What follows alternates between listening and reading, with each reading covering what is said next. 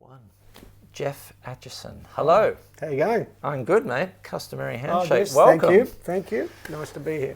Ladies and gentlemen, Geoff is here. Let me throw a statement at you. Sure. If Dwayne Allman and John Schofield had a child born in Australia, would that be you? That would be, I don't know about that. I think it would be a bloody miracle. I don't know how they'd manage that. I think we can do it now. I've been told it's possible. Yes, we can do anything now. Yeah. Well, I've been listening to, so this morning, as I was walking to work, because my bike recently got stolen, which viewers will know about. We'll talk about I've got a song about that. Yeah. Oh God, inner city Melbourne. But so I put on the Souldiggers 20th anniversary. Awesome. Perfect remedy. Oh, absolutely. And I was like, okay, well, there's a little bit of Allman Brothers, there's a little bit of, there's some Schofield sort of jazz style, but then I thought, no, that's just Geoff Achison's style. Like it's a style all of your own. Yeah. And then early this morning when I was here, I was listening to your last solo album. Yep. And that's a very acoustic sort of vibe to it. So how did you develop, okay, number one, it's hard to develop your own style for electric guitar, period. Yeah. But then to have your own style on acoustic and that sort of thing. How did you go about developing your own style? Let's talk electric. Okay, well, so my history with the electric guitar was sort of a struggle to begin with, largely because I didn't know how to play it. So at high school, in my high school years, in the first band that I was in, eventually I was handed the bass guitar because it only had four strings. That'll be easy to play. And I was the worst guitar player in town, so I got handed the bass, and it was great because I played bass in bands for the next 5 or 6 years, and I think having that time in the rhythm section and essentially learning the groove and learning how to drive the band and pilot the groove as people were soloing over the top is something that I still focus on today. In fact, when I'm in the band, leading the band out front, I am focused on the bass player more than anybody else. Okay. Holding that groove. Yeah, holding the groove. So, and I'm lucky to work with people like Roger Mclaughlin. I know. When we announced that you were, in fact, I think more than any other person I've had on the show, everyone seems to know you. I've had messages, I can't believe you've got Geoff, or I put a photo up and someone said, get Roger in as well, and then Roger wrote, no, I think it's just Geoff. Roger's at a rehearsal today.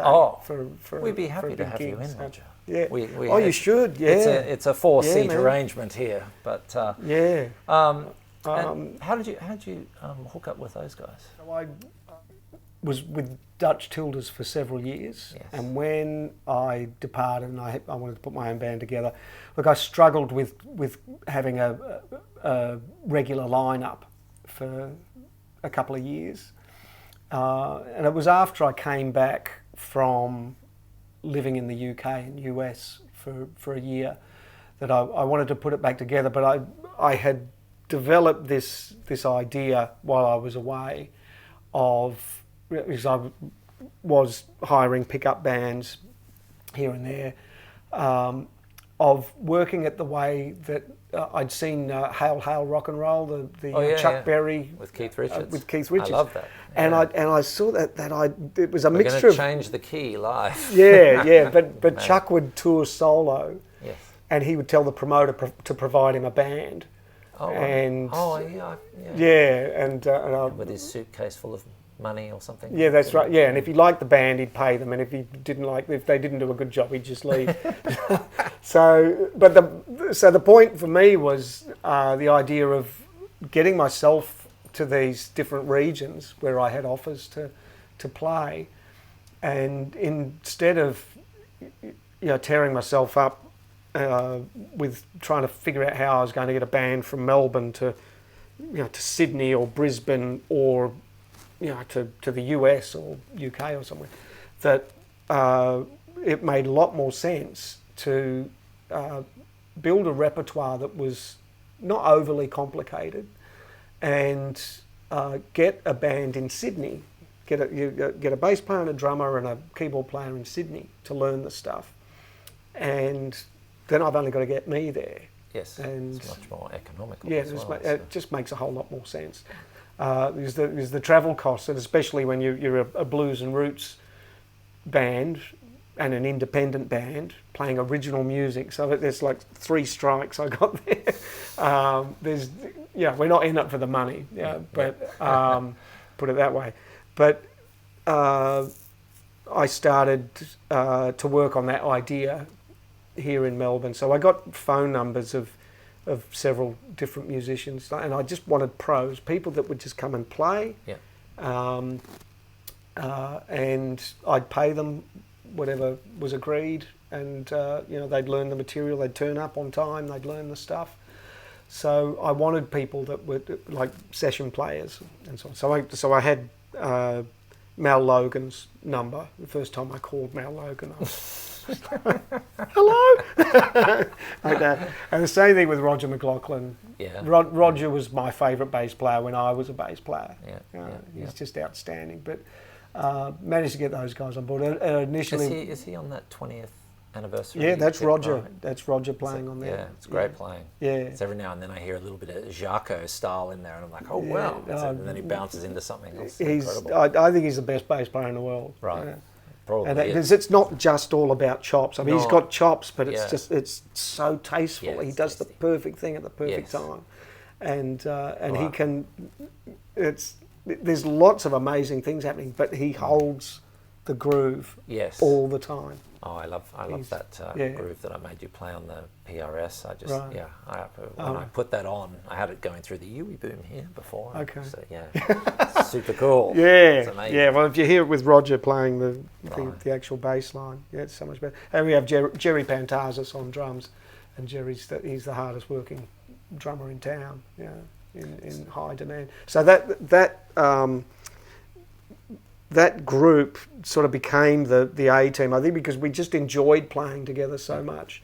So even though it began with this idea of everyone's just being employed from gig to gig, and if you don't want to do the gig, just say no, or if you don't want to do the Souldiggers anymore, that's cool. Yeah. So no hard feelings. But I've had lots of other great players. Kevin Murphy was on drums before Jerry, and Kevin just got busy with doing the LRB thing over in the States, and we just couldn't get him anymore. That's when Jerry came in, and I have an LRB guitar here at the moment. Right. Oh, do you really? You have to show me in a minute. 64 Casino. Oh, I'd be interested in seeing that. Yeah. Lots of other great players. Robert Little, bass player. Yeah. He filled in for Roger quite a lot. Yeah. Because Roger would get busy doing other things. They're all busy guys. So if I call the guys, we've got a gig, and I'll say, hey, we've got a gig at, I don't know, the Dog and Bucket on on whatever night. Love the. And if they come back and say, oh no, it's a great venue. Yeah, if they come back and they say, no, I'm playing with this, like Roger plays with Stars. Right. Yeah, Jerry plays with Stylus. Yes. And our new guy, Richard Tankard, he also works with Broderick Smith and a bunch of other people. They're all busy. Yeah. I think Roger's been in here great. Before. Yeah, I think so. But so at the 25th anniversary show, I'll have Roger Mclaughlin on bass. Yeah. Richard Tankard on keys. Yeah. And we're going to have another great drummer, Andy Silvio, will be on drums. Okay. Andy's done the gig many times, so he's a bona fide soul digger. And he's coming into play. Jerry Pantazis, who is the guy that's on the 20th anniversary, and he's been on the last few albums, probably the most recognisable soul digging drummer. Well, he happens to be doing a theatre show. All right. But he has promised he'll turn up later in the night. Cool. So, what theatre show is he doing? I can't even remember. Off Broadway. Yes, yeah, but he does that now and again. It's just part of what he does. He's a professional drummer, so he's busy.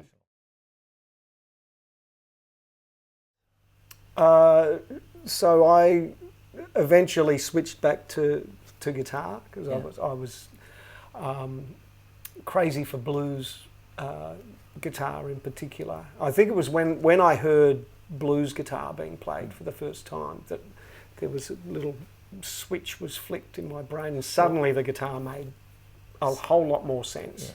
Well, what was it that you heard? Was it on the radio John or Mayall something? and the Bluesbreakers with right. Eric Clapton. That was the album. I'd never heard anything like it before, but when that was put on the turntable, I ran over to the record player. This is in the 80s, mid 1980s, and I'm just watching this disc, trying to read the who it was. I'm like, what is this? This is the sound. This is what I want to do. And That's a great record. Yeah, great. and Clapton's guitar just sort of rips through the air. Amazing. So I began to study that in more detail. Got myself a whole bunch of blues records and So like a Freddie King. 'Cause I think Freddie King. There's a Freddie King track on that record.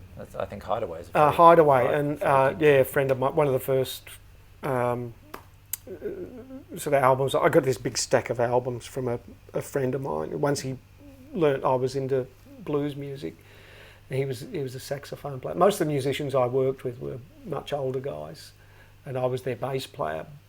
Yeah. This guy was a sax player, and he'd lived in London in the mid '60s, so he had all the John Mayall albums, but he had Freddie King and B.B. King live at the Riga, the Allman Brothers Band live at Philmonster. So I got introduced to all this, Taj Mahal, all this stuff through this stack of records that he gave me, and I took them home and I copied them onto cassettes, onto TDKs, Wow. and then gave them back to him. Days. But that was my conservatorium of blues music for the next few years, because records were really hard to get. So learning all of those licks, and so did you get some lessons on guitar when you were playing when the I bass? was very young, I had I don't know, maybe half a dozen or so lessons from a local guy that played a bit. His name was John McCann. And John McCann basically taught me how to tune it up, what the notes were called, how to form chords. But he was trying to teach me how to read dots, and it just got to a point where I couldn't fake it anymore. That I wasn't doing the work, and I didn't like playing Little Brown Jug and Mamma Mia by ABBA was he's trying to get me to learn that, I think, because it was a hit song, and maybe he thought, well, this will be really hit. He'll like this. Something modern. I hated it. So I just didn't want to play that. That's the tough thing if I'm teaching guitar here, and I always give people two options. Yeah. Option one is we work on some songs that you want to learn, and option two is learning how to read the dots. Yes. And it's always like, Mary Had a Little Lamb. Yeah, you've got to start with the simple stuff. Oh, yeah. But I wanted to rock. But look, I think if anything, what became apparent to me was that I was a good improviser. I was a good faker. You had the ear for it. Yeah, I started getting a lot of gigs once I had that bass guitar. Not because I was such a good bass guitar player, but because I had a bass guitar. So I got all sorts of gigs, and I played in jazz bands, rock bands, country rock bands, and top 40 bands. And they're always the most in demand. It's like drummers and bass players. Yeah, that's right. I was told even back then that if you can learn to play bass, you will never be out of a gig. Yeah, that's true. So that was really good for me, but it did become apparent that I was good at jamming, improvising, making things up, and I think that's why the blues as an art form really resonated with me. Yeah. Because there was so much of it. I could hear it in the way the musicians were playing. You had like jazz, and I'd spent some time with jazz music of all kinds. We played trad and a little bit of bebop, and probably attempted bebop. Were you working that out by ear? And, yeah. Right. Yeah. So did you have a sheet of scales that you went through, No. or it's right? Wow. No, I actually didn't know a thing about scales. I had the little pentatonic box pattern. Classic. And a lot of the other notes I just filled in. So the Just sort of technique found side it. of it, you just... Yeah, you'd follow the root note. I mean, this was and I'm a country boy at this stage, and we're playing in pubs, we're not playing in theatres and festivals and things at that stage. But I would follow the chord chart, I'd find the root note, so play the root note, and then I'd just find something that would fit, find something that would join on to the next root note. Yeah. And I'd sort of just read ahead like that. So it's totally faking it. Yeah. What about now that you're a little bit older and more experienced? Yeah. Can you drop in at I mean, I know you could drop in at pretty much any blues gig and nail it. Jazz, because when I listen to your records, it sounds like there's a little bit of a jazz influence there. Yeah. Do you feel like you could just drop in with anybody and improvise and... Well, I'll give it a go, but but if look, I will sit in with jazz musicians now and again. Yeah. I'll get a call on the odd occasion, to come and sit in on a jazz gig or a jazzy kind of flavoured gig, I suppose, and it does freak me out a little bit, and I do think, oh God, do they know I can't play this shit? I saw you talking about the Setter Green. Bob and Steve and Mayall. Bob was a very early contact for me in Melbourne. I used to go and see Blues on the Boil, which was his band. Well, it was his blues based project that he used to do at the Reef on a Friday night, right in the middle of Melbourne, and then they played other gigs around the place. And I was a regular, and I'd go and watch them. Played Dean Ford on guitar, who was fantastic. Jackie Gordian used to sing. Gordon Pendleton on drums, and I was a bit of a fan of that band. But I remember Gordon Pendleton came down, brought his cup of coffee down in the break, because I was always up front, sitting at the table there, just watching them playing, just soaking it in. And he came down to have a chat with me. Just because I was a regular face and I was always sitting by myself, but I think he just was extending the hand of friendship. And after chatting for a while, he was like, "Man, you play?" It's like, "Man, you got to bring your guitar." And he introduced me to Bob, and Bob said, "Yeah." And he's jazz. He's like, "Yeah, man, bring your horn." And I said, "No, I play the guitar." He said, "Yeah, bring your horn." Were you nervous? Oh yeah. Yeah, what do you do? But super excited as well about it. Yeah. I get quite nervous thinking about something like that. Yeah. So what did you do to sort of calm yourself down? Or? I don't know. This is just something that you learn to cope with, and look, that particular situation was in 1987, I think, a long time ago. Yeah. So it's hard to remember, but any situations of that type, I mean, that's happened several times. Like the first time I got to sit in with Dutch Tilders, and the first time I got to I met Les Paul in New York. I read a story about you sat in with the Allman Brothers. I sat in with the Allman Brothers, so it just kind of... Yeah. It's all relative. That's all happened over many, many years, but that Allman Brothers band thing was at the Beacon Theatre in 2012, and I still sort of pinch myself, like, how the hell did that happen? Was Derek Trucks in the band? Derek and I can hear Warren and O'Teal on bass. I mean, the whole gang. And look, some of those guys are no longer with us. Greg, sadly, is no longer with us, and Butch Trucks is gone. And I was on stage for all of 10 minutes. Thankfully, we just jammed on a blues. They didn't launch into Jessica or. Oh yeah. And do you know this one? Yeah. Wow. But yeah, I guess I had butterflies all night because I knew I was on the set. I'd seen my name was on the set list. So I was pretty nervous about it all night. But when the moment comes, you just got to go out there, and I just did my best to just focus on the music.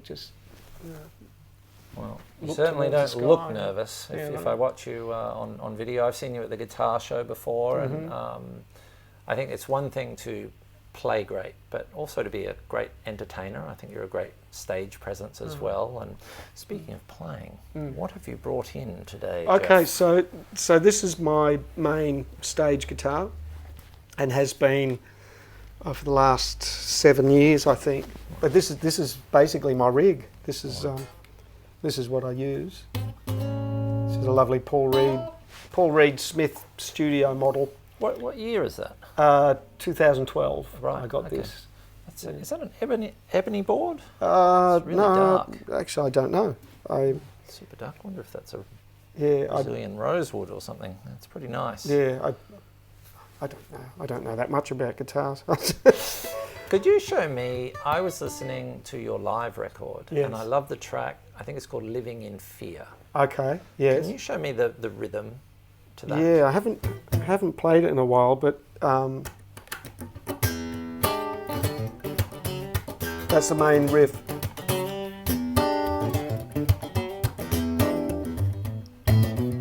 That's how we do it. Right.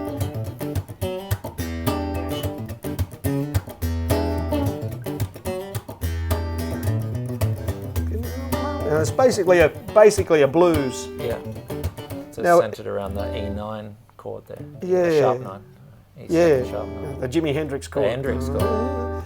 And I look, if anything, it probably was an attempt to do just a big blues rock jam kind of tune. It's a challenge to write something that's a blues but doesn't sound like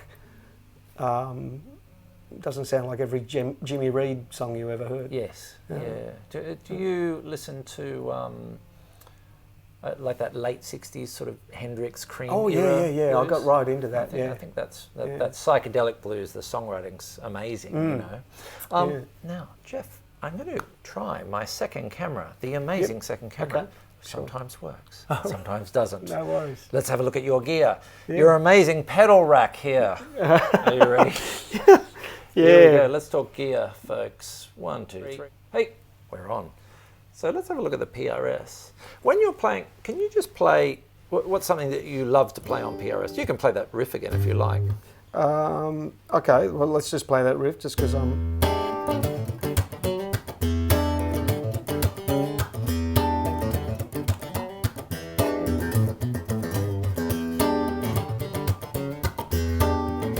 Do a GoPro angle.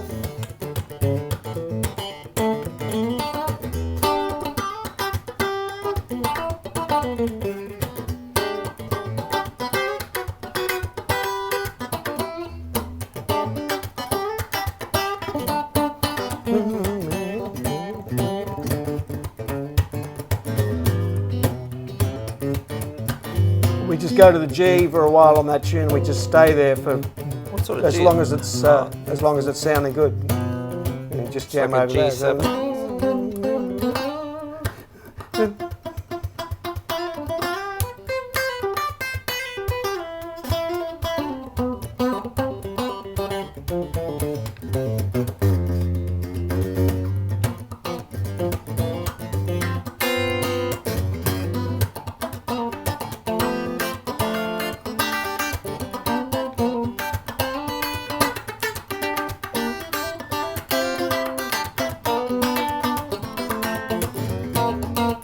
What we do? I'm trying to remember this song as I'm going.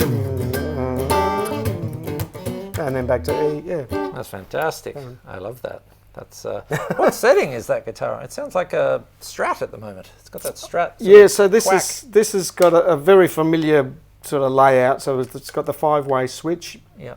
Works very similar to another brand of guitar, and but I love it because look, I played a Les Paul guitar for years and years and years. Yes. What I was after was that very first.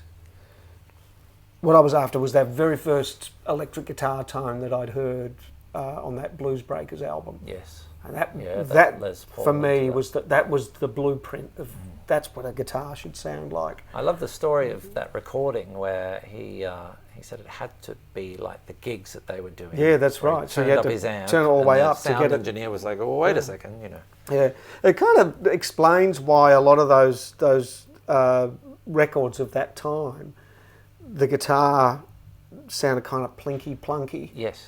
Yeah. Whereas you'd hear people talk about the gigs and say, "Oh man, it was rocking, it was outrageous." Because of course at the gigs they turn these little 30-watt amps all the way up, right? Because there was it wasn't going through the PA system. No. And of course the instruments just sounded fantastic, but they'd go into the studio. Yeah. So I would imagine even Buddy Guy records at the time. That's not what Buddy Guy sounded like when he played live. Yeah. You know, but in the studio, all the engineers were like, "Yeah, buddy, you know, turn it down." And it's funny you should mention him. On YouTube, when I was looking at some of your videos last night, a Buddy Guy video came up, and he was doing. I think it was it Killing Floor? I think it was Killing Floor, and he's got Jack Bruce on bass from Cream and Buddy Myles on drums. Yeah, right. He's very clean cut, short hair with a suit, with the Strat, but it was cranked. Yeah. You know, I don't know what he was running it through, but I mean, as I understand the problems of having loud amps in here and trying to record them. I had Josh Smith in a couple of months back, and he just turned this thing right up. And I'm like, oh, man, I can't really do it. But speaking of amps, I'm going to flick back to camera B. Yeah. Can we have a quick look at? Yeah, well, speaking of recording and wanting to turn things up, so this amp is a Lucas Myles amplifier, built in Melbourne. He's a local guy, but these are just extraordinarily beautifully made machines, and I've had this for a few years now. This is what I use with recording the last two albums. All of my guitar tracks were done with this little amplifier. It's a beautiful sounding amp. Yeah. And so for your last set, you're just running straight into it? Oh, at the moment, I'm just straight in. Look, if I was wanting to get an overdrive sound, with this one, I do have a little George Evans Scorcher overdrive pedal, and that's one that I'll use with certain types of amps. That overdrive is my go-to device, but my main gigging amp, I can use this for small gigs. If I'm in a really small club, this is perfect. But most of the gigs I use a Dave Olbrich 50-watt arena amp. I saw you using, what were you using at the guitar show? Was it an Olbrich? Yeah, I would have been using the Olbrich. Jam playing with Jimmy Hocking, yes. We've had Jimmy in before when the show used to be in the middle room there. Okay. Yes, shout out to Jimmy. Yeah. Because he came in and it's in here. I'm like, yes, it looks bigger on camera. Yeah. But, now, speaking of shows, you have the 25th anniversary Souldiggers show coming up at the Spotted Mallard. Yeah, May 25th. May 25. So 25th anniversary on the 25th of May. Which it helps everyone remember. Yeah. I'm going to go. I'm going. Fantastic. If you want to see one of the greats in Australia, I can't believe you're from here.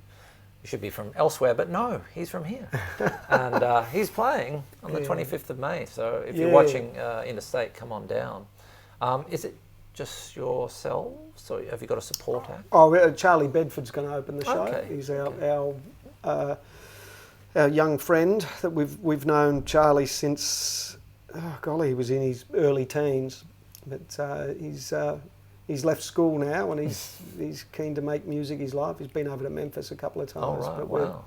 I think someone mentioned him to me. Yeah, we're big fans of Charlie. He's going to be a star. That kid, he's great. So come in, Charlie. Yeah, and I think it's apt because we're a bunch of geezers. We've all been in the business a long time, and that's the whole thing. You know, the Diggers has been going longer than Charlie's been alive, I think. But it's a milestone. When we did our 20th anniversary, we recorded the show. Where was that recorded? At the old Greyhound. Right, St Kilda. In St Kilda, which is, of course, is no longer there. It's just a parking lot now. Yeah. But it was a great show. We had a sold-out gig, and it was filmed with, I think it was a 12-camera shoot. Yeah. So it looks fantastic, sounds great. And we still had Mal Logan, who was our keyboard player for all those years to that point, and Mal's moved to Queensland now. Okay. Moved to sunny Very Noosa. nice up there. Oh, Yeah. that's very nice. Yeah. So in the I love meantime, this. Richard Tankard has come in and put his stamp on the music. He played on Another Mile, Another Minute. He's all over that album, and fully fledged soul digging dude now. So we have great fun. I travel a lot now, so Yeah, I got a US tour coming. yeah, there's a US tour coming up and a UK one later in the year. I'm always out of interest. Yeah. That's right. Don't worry about that. Out of interest in terms of touring Yeah.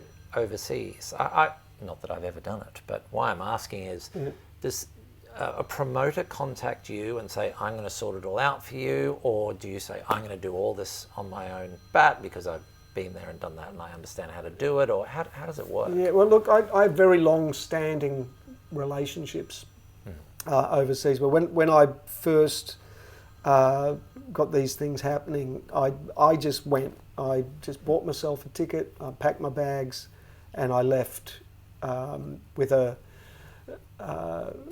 budget that would keep me going for about a year.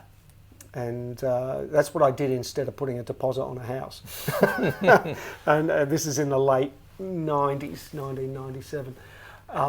And my hope and desire was that I would make contacts overseas. And I did have in the back of my mind that if things really worked out, that maybe I could just live in another country if things were working out better there than they were here. Eventually I came back to Australia after being away for about 12 months.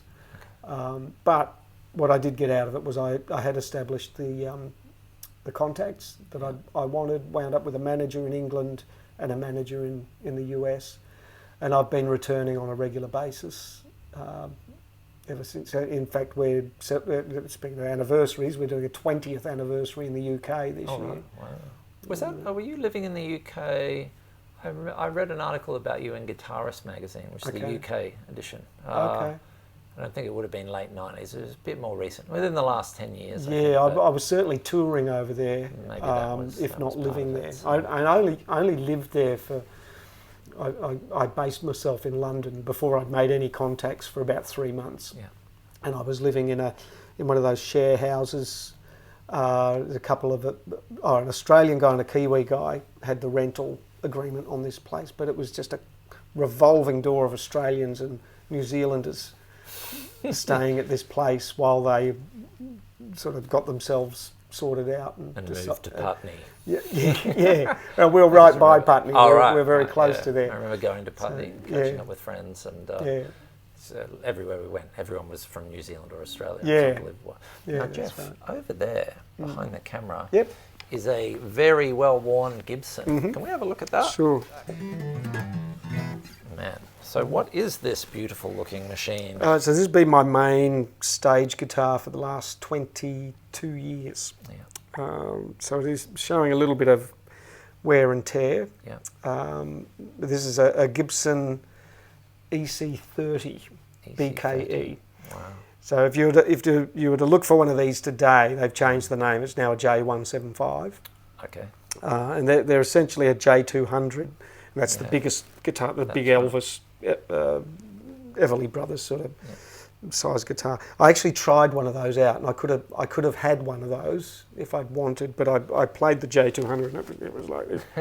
They're massive. So you would have seen a guitar and a pair of legs on stage. Did you go to Gibson in the US to get this? Oh, it's quite a story. So if you want a bit Only we had time for the story.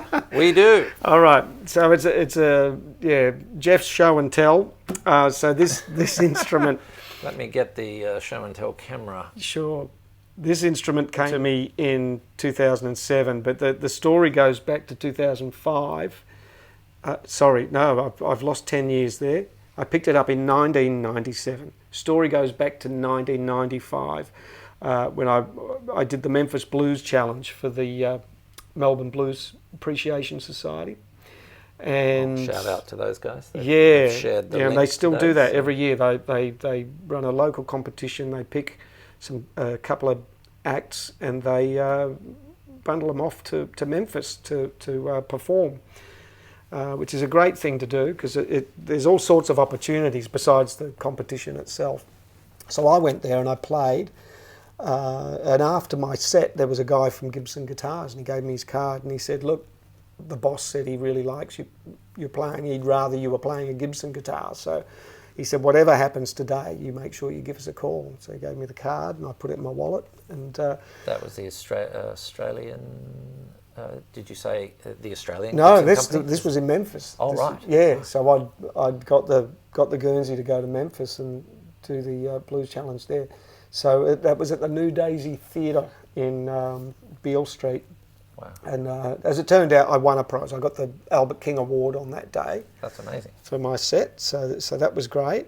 That made me very, very keen to go back to the US. And it was like vindication that I was headed in the right direction. So I probably arrived there with big question mark over my head as to whether am I doing this blues thing right? So many great players over there. Oh yeah, intimidating. Yeah. But you wonder if what you're doing is valid. But I was also trying to come up with something different. I didn't want to sound like anybody else, and I did 2 original songs.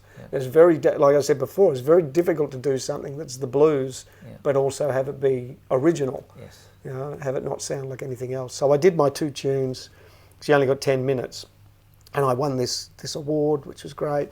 But then I had this card from Gibson, and the boss had said, we want you to play a Gibson guitar. So look, we kept in touch with them, so I had to come back home, and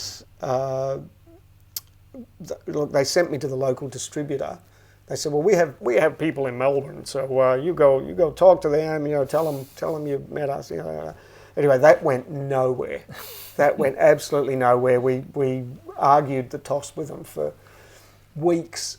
That may explain the change in management structure of recent times. Yeah, so okay. Look, that went absolutely nowhere. They thought I was just pulling their leg. So we kept in touch with Gibson in the US, and when I went back on this big trip, when I decided, look, I'm going to go away for a year and see what I can have. My first stop was Gibson in Bozeman, Montana. I was travelling with my my good mate Nick Quitner, who was acting as my manager at the time. And we went to Bozeman, Montana, which is where they have the factory. They looked after us and gave us the tour of the facility. And I wound up in this room at the end of the day with all the Gibson acoustic guitars hanging around the wall. And the guy said, well, I guess you just play one until you find one that you like. And they locked you in until you found one. Yeah, you just keep playing them guitars. And the first one I picked up was a J45. Yes. People don't see that so often. If I've always used it for recording. It's beautiful, beautiful guitar. And it's the same age as this. That was the first one I picked up, and I'm playing it. And the guy says, well, I think you found the one. And I said, no, it doesn't have the cutaway, and I need the cutaway for that, so I'll have to put it down. But he said, well, maybe you take that one and play it on the sofa, write some songs up with that. And I'm like, wow. So then I kept looking, and this was the model I wanted. Wow. They couldn't give me the one that was there. They said, we'll put one together for you and send it to you. So this is, if you look at the back here, just look at the... Wow. Look at the wood grain in that. Yeah. What sort of wood is that? So it's all maple back and sides, but that's one piece on the back. Yes, it absolutely is. It's an extraordinary piece of join wood. There. Yeah. And that's... it's beautiful. Yeah, it's arched at the back there too. Yeah. Which is it's hard to see that on camera, but you can, if I move that way, you can see it's a little bit arched. Yeah. It's on the camera. Yeah, and then that grain goes all the way up the neck. So if I'd ordered this... That's a 1997. Yeah, you'd pay extra for all that that's going on with the wood. Certainly do, especially these days. So it really is one of my most treasured things. Could you play... And it's for sale. Yeah. Is it? Yeah, $2 million, and it's yours. That's cheap. In the guitar world, celebrity guitars. Yeah. Can you play... What do you like to play in it? Play anything you like, just so we can hear. Okay. So this is...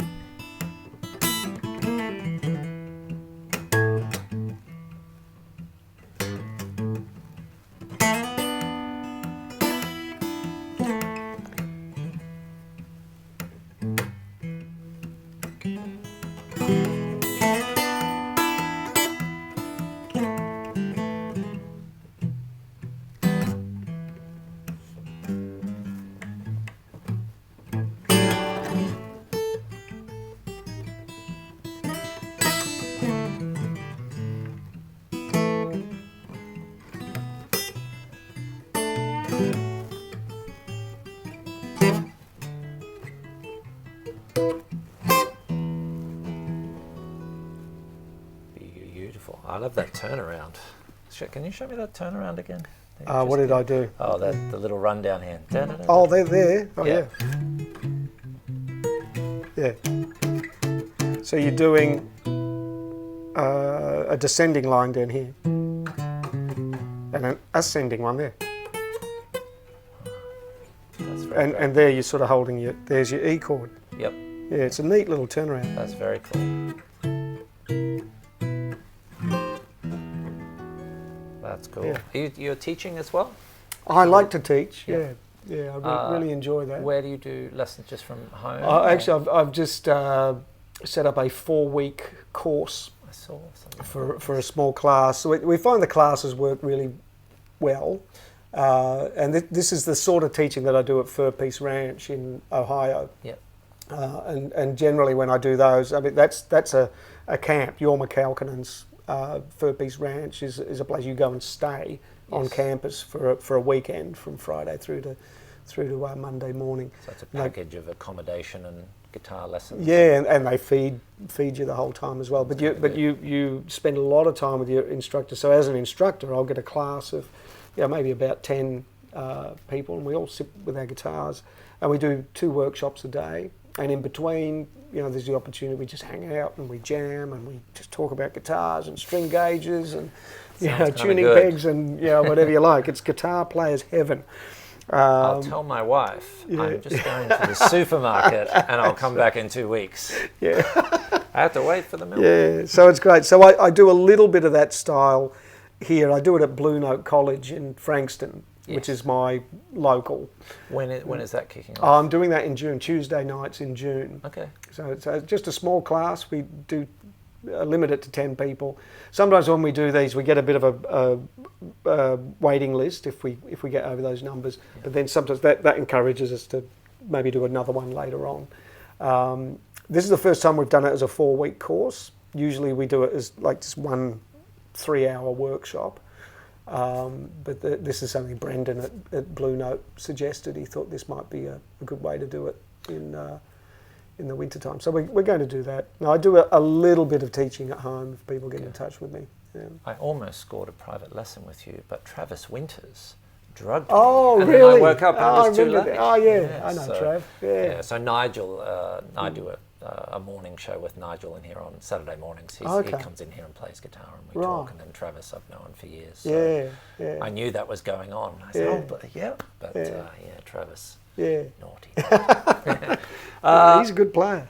Yeah, he's cool. He's great. I did a little show with him ages ago. Shout out to Travis. Yeah. Ladies and gentlemen, a customary handshake. Right. Yes, thank I've taken up far too much of your time. Not at all. May 25 at the Spotted Mallard. Yeah, with the Souldiggers doing Souldiggers. A bit of a retrospective concert. Big party. Mainly electric. The PRS for that gig. Yeah. We're going to focus on the Souldiggers repertoire. Okay. And I'm keen for people to write to me on my socials and let me know like favourite tunes because we got to get some kind of that's kind of cool. Some kind of an idea of what we're going to play. I'll tag you in all the posts as well. US tour, and then in June he's down at the Blue Note College of Music in Frankston Tuesday nights. But you've got to book. You've got to pre-book. Book it. Yeah, because you don't get too much of a better chance. And we're not just doing licks and tricks and stuff like that. We're talking about getting the guitar set up so it sounds good at the gig. How to do songwriting tips. Yeah, songwriting and also just a little bit of writing basic charts. I know a lot of people get like, I can't read music. And that's okay. I write charts too, and I'm not writing every note down for that, but just chord charts, just ways you can do it just to get your ideas across to other musicians. That's great. Yeah. The ability, it's not that hard to read a chord chart, but I think everyone gets that idea in their head that, oh no, I have to read the black dots. Yeah. No. Yeah. But ways book around now, because this guy is one of the, if not the best out there at the moment. And we're so lucky to. You can pay me later, Geoff. And we're very lucky to have him here in Melbourne. So cool, man. Thanks for coming. Thanks. I appreciate Cheers, it. mate. If you're watching on YouTube, please subscribe. Go see Geoff. All the links will be in the description. Thank you so much. All right. We're out of mate. here. Ciao. Bye-bye.